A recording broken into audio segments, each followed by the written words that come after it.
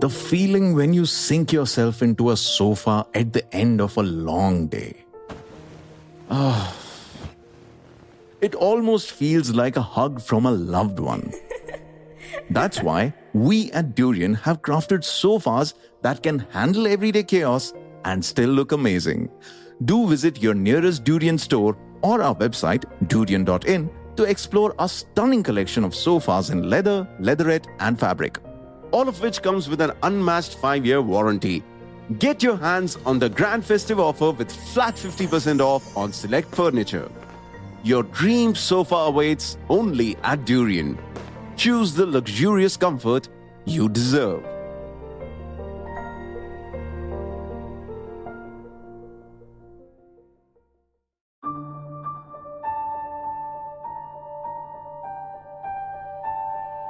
Somehow our youth have the habit of taking not so desirable habits from the West. India's work productivity is one of the lowest in the world. My request is that our youngsters must say, this is my country. I want to work 70 hours a week. Infosys founder has said that India's work culture needs to change and youngsters should be prepared to work for 70 hours a week if the country has to compete effectively on the global stage. Hello and welcome to All Indians Matter. I am Ashraf Engineer. A while ago, Alibaba founder Jack Ma called extra long work hours a huge blessing, and rival firm JD.com's chief Richard Liu implied that employees who don't work long hours are quote-unquote no brothers of mine. Ma was a supporter of what is known as the 996 culture. In other words, working from 9 am to 9 pm, 6 days a week. It's no wonder that Chinese technology industry employees eventually rebelled against the idea, naming and shaming their bosses and even withholding their output from their employers. Now the likes of Ma and Liu have been joined by Infosys co-founder NR Narayana Murthy, who said India's youth should work 70 hours a week. On a podcast, he criticized India's work productivity as among the lowest in the world and that the youth should work more to ensure the country's development. Just as Ma was supported by Liu, Murthy was immediately backed by Ola Cab's co-founder and CEO Bhavish Agarwal. Agarwal said, and I quote, "It's not our moment to work less and entertain ourselves. Rather, it's our moment to go all in and build in one generation what other countries have built over many generations." Stop quote. These are, of course, outdated ideas, silly and even harmful for employees, and counterproductive. Study after study has shown that extra long working hours affect staff health, both physical and mental, and in fact, erode productivity. All Indians matter.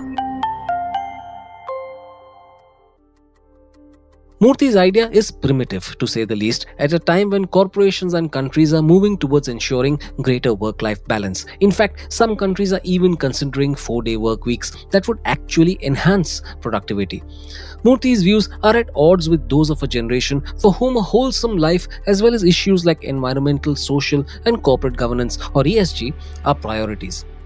Think about what Murthy is saying. A 70-hour work week, assuming it's 6 days long, would mean almost 12 hours a day. This is in addition to the commuting time. Think of the toll it would take on your body and mind. Doctors have long warned against such a thing, pointing out that it's not feasible over the long term. It could result in burnout, fatigue, and even affect relationships. All this at a time when stress levels are soaring. Other impacts could include heart problems, sleep disorders, musculoskeletal problems, and more. This is why the 4-day work week is being considered very seriously. By the end of last year, several countries had kicked off pilot programs to explore its feasibility, and the data shows promise in the form of reduced stress and higher output. There are various models employed. For instance, employees get 100% of their salary for working 80% of their regular hours while maintaining 100% productivity. The other model is the 32-hour work week spread across 4 days. Employees can vary the number of hours from day to day so long as they log 32 over the 4 days. Another option is dividing 40 hours into 4 10-hour days. Among the countries experimenting with the 4-day work week are the US, the UK, Germany, Japan, Canada, Australia, Holland, the UAE, Iceland, and many more. Several businesses in other countries are also experimenting with it. Microsoft Japan, for instance, logged a 39.9% rise in productivity during a 4-day workweek experiment. Meanwhile, a study of the world's best employers by Forbes this year showed that none of the top 15 IT companies mandated a 70-hour workweek. Official hours were capped at 45 hours per week.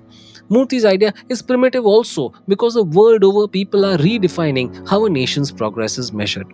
The days of economic growth being the sole barometer will be behind us soon. You can't define life solely by an economic measure. Take the World Happiness Index for 2023. Guess where India is? 126 on a list of 146. So, should the solution to this problem be greater work life balance or even more work? There is a serious emotional health crisis raging in this country that we simply refuse to acknowledge.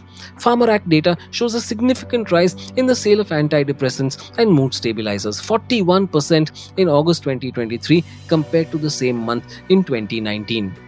So, a 70-hour work week is the last thing we need. Work-life balance is good for health, emotional stability, relationship, and as I've said before, productivity. It's no surprise then that employers that offer work-life balance also become talent magnets. Here are some great reasons for employers to offer greater work-life balance. 1. Better health. Stressed and overworked employees put their physical and mental health at risk. Symptoms can range from fevers to serious ones like heart attacks and respiratory problems. By encouraging team members to find balance, organizations get more efficient. 2. Greater engagement.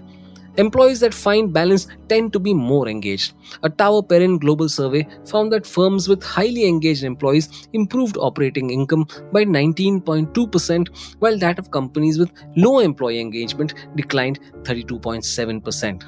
3. Mindfulness. With balance, employees concentrate better and are therefore better at what they do. Isn't that what organizations are aiming for? The need of the hour is not more hours at work, but in fact finding the right balance between work and everything else that comprises life. This is a critical need in this age. That's why it's best to not take Murthy seriously. Murthy is an outstanding technology entrepreneur, perhaps one of the best India has produced. That does not make him an expert on everything. Bear in mind, this is the same guy who said we should legalize the giving and taking of bribes. So it's best to ignore Murthy, he's not relevant. Focus instead on what is, you and your well-being.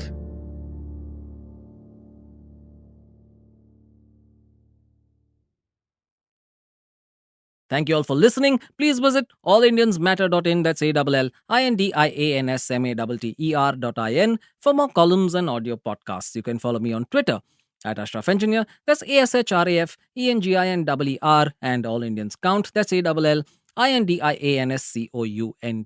Search for the All Indians Matter page on Facebook. On Instagram, the handle is All Indians Matter. Email me at editor@allindiansmatter.in. Catch you again soon.